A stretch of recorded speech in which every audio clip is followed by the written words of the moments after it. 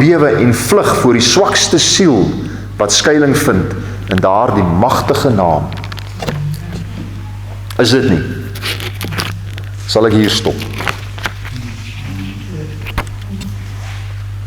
Sodat julle breine kan lig kry. Nee?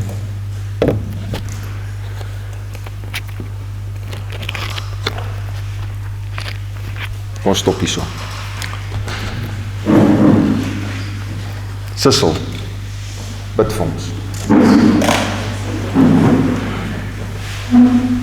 Vader, as luister, gewoon bly in die woord, en besef ons hoe min tyd ons spandeer. As ons kyk van 'n donderdag tot net wanneer ons huis toe gaan, het ons presies 20 uur spandeer in die woord. En die nooi is nog steeds uit om meer te leer van U. En hoe meer ons leer, en ons so waar besef ons miskien niks.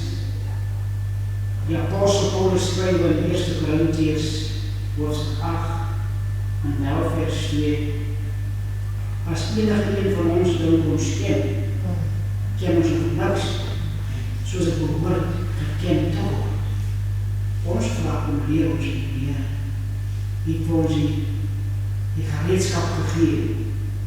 Die vir ons die gewillige arbeiders gegee. Ons is dankbaar vir elke een wat kom deel het. En ons dink ook aan diegene wat geluister het. En ons weet ook daardeur dat U vir hulle geïnspireer om ook 'n verskil te gaan maak. En mag dit wees dat daardie vuur wat hier aangesteek het, sal groot bonfires, kampvuur word, waar ons gemeenskap met die woord van die Here sal aansteek. Dis ons gebed, ons Vader, in Jesus naam. Amen. Amen.